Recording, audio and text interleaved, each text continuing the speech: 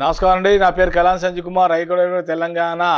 ఈ మధ్య కాలంలో చాలా మందికి కాల్ చేయడం జరుగుతుంది. సరే ఈ గ్రామకంఠం అంటే ఏంటి సార్? ఈ గ్రామకంఠంలో మేము భూమి అమ్ముకోవచ్చా, చేసుకోవచ్చా, ఏంది అసలు వ్యవహారం ఏంటి? ఇది 1929లోనే గ్రామకంఠంలో 1928 అప్పుడు సర్వేలు చేయడం జరిగినాయి. ఈ గ్రామకంఠంలో ఒక జీవో కూడా పాస్ అయింది 2015లో 361 29 డిసెంబర్ 2015.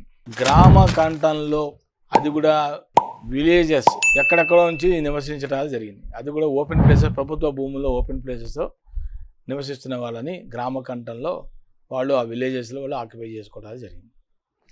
గ్రామకంఠంలో సర్వే నెంబర్లు ఉండవు, వెరీ క్లియర్.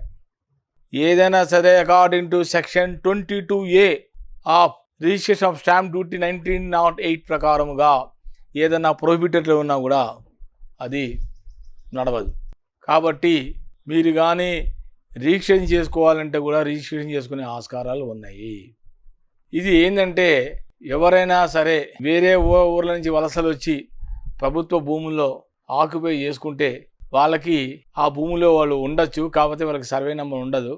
కన్స్ట్రక్షన్ చేసుకోవాలి అంటే అక్కడ పంచాయతీరాజ్ విలేజర్ అనుమతి తీసుకోవాలి, నో అబ్జెక్షన్ సర్టిఫికేట్ తీసుకోవాలి. నో అబ్జెక్షన్ సర్టిఫికేట్ తీసుకున్న తర్వాతనే you can go start for construction. ఎందుకంటే ప్రతి గ్రామ కంఠానికి విలేజర్స్ ఉంటారు. ఇప్పుడు వాళ్ళు ఉన్నారా లేకపోతే ఇప్పుడు మున్సిపల్ అడ్మినిస్ట్రేషన్ అథారిటీస్కి ఇచ్చారా అనేది చూడాలి. MA and municipal authorities and urban development UD, MA and UD, లేకపోతే CCLA chief commissioners land administration, ఆయన దగ్గరికైనా వెళ్ళినా ఒక లెటర్ రాసుకున్నా, ఒక అర్జీ పెట్టుకున్నా, సార్ మేము ఈ ప్రాంతంలో ఈ గ్రామకంఠంలో మేము ఉంటున్నాము, దీన్ని మేము ఎలా ప్రాసెస్ చేసుకోవాలి, ఇది మాకు రిజిస్ట్రేషన్ అవుతుంది. గ్రామకంఠంలో కూడా రిజిస్ట్రేషన్ అవుతుంది, కాకపోతే ప్రయర్ అప్రూవల్ తీసుకోవాలి. Government authorities you have to take an approval. ఎందుకంటే దానికి సర్వే నెంబర్ ఉండదు. మీరు ఉంటున్నారు కదా అని చెప్పి మీరు కరెంట్ బిల్లు కూడా కట్టుకోవాలి. వాటర్ బిల్లు, కరెంట్ బిల్లు అన్నీ కట్టుకుంటేనే మీ పేరు మీద ఆటోమేటిక్గా మీకు రేపొద్దున ఒకవేళ ఎన్ఓసి ఇచ్చేస్తే అప్పుడు మీరు రిజిస్ట్రేషన్ కట్టాలి. అర్థమైందా?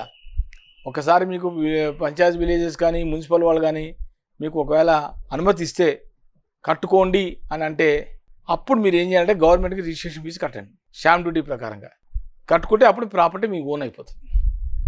సర్వే నెంబర్ అయినా లేకపోయినా కూడా వాళ్ళు ఈ డోర్ నెంబర్ అవి ఉంటాయి కాబట్టి దాని ప్రకారంగా మీకు మీ పేరు మీద ఒకసారి అనుమతి వచ్చిన తర్వాత నో అబ్జెక్షన్ ఎన్ఓసి ఇచ్చిన తర్వాత గవర్నమెంట్ ఇచ్చి అప్పుడు మీరు రిజిస్ట్రేషన్ చేసుకోండి, మీ పేరు మీద ఉంటుంది. ఎవరు కూడా భయపడకండి. ఇంతకుముందు కూడా గ్రామకంఠం అంటే భయపడుతున్నారు అందరూ. ఎవరు కూడా భయపడకండి. సర్వే నెంబర్ లేదు అంటే గ్రామకంఠం అంటారు. ఇది దీనికి జీవో నెంబర్ 361 2015లో మన తెలంగాణలో 29 డిసెంబర్ 2015లో జీవో పాస్ అయింది. జీవో వచ్చింది గ్రామకంఠం మీద. చూసుకోండి, స్టడీ చేయండి, ప్రకారంగా గైడ్లైన్స్, గవర్నమెంట్ గైడ్లైన్స్ ఫాలో అవ్వండి, ఆ ప్రకారంగా ముందుకు పోండి. నమస్కారం.